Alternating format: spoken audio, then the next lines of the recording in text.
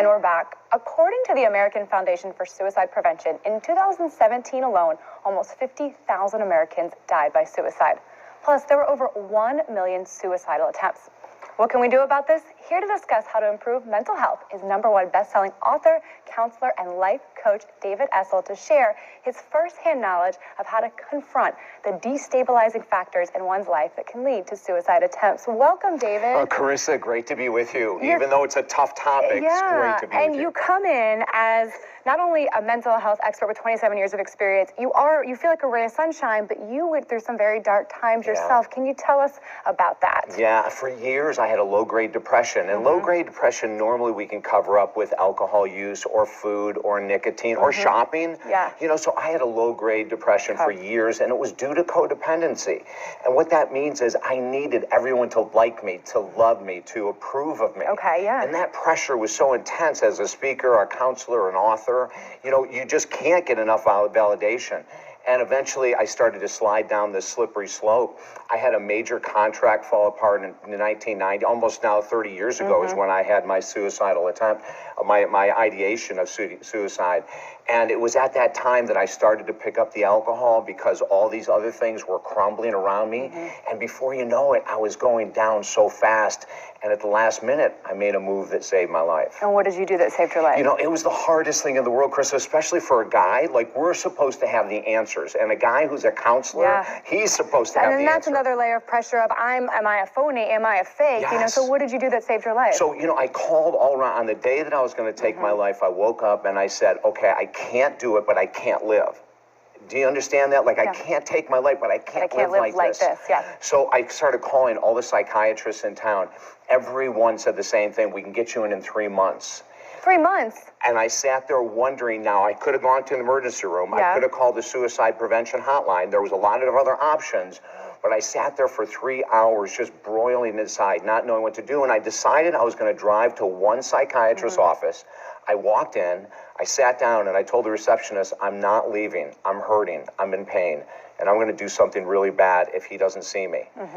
Later on that night, when he got done with his practice, he came out. He had the biggest heart in the world. And he said, come on in.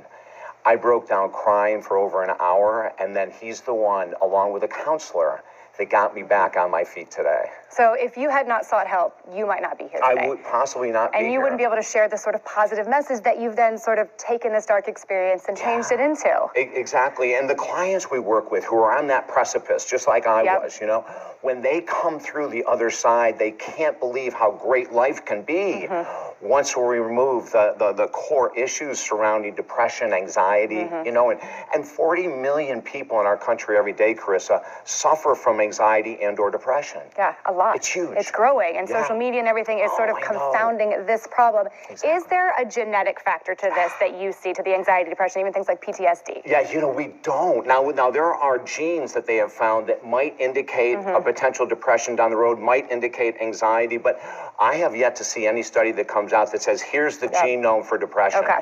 So then we have to say, what's the cause? Yeah, what's the cause of what do we do for those 40 million people? What can someone watching right now that, you know, you started in a low-grade depression. You didn't start suicidal, but it was sort of, unfortunately, an escalating thing. So what's someone right now that's anywhere along that can do? You know, #1 is self-evaluation and writing. And if everyone would start writing on a daily basis how they're feeling, that's a great idea. They can start to see the progression. If they're feeling worse, are they isolating more?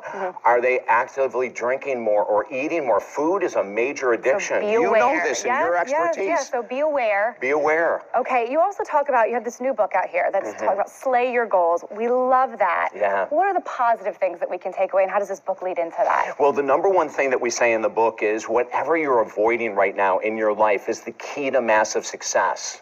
Oh, wow. Whatever you're avoiding is the key to success. That's kind of like a light bulb there. It is, a big time. Yeah. And so in my life, I was avoiding the depression. I was avoiding the looking at the reality that I was drinking more on a daily basis. And I was doing the work I'm doing right now. You know, I had a full schedule. We were doing really well, living on the beach, you know, all the trappings of materialism. But it wasn't enough. Okay. You know, so when I started looking at the fact that I was slipping, I waited way too long. So don't wait long. Don't if wait. you guys are out there and you want to get that switch from the negative to the positive, if you want to slay your goals, you can find out more. You can go to david.com or davidessel.com and get more of this information. Thank you so much. I wish we could chat all day, but congratulations on your story, your turnaround. We will be right back with more Bloom right after this.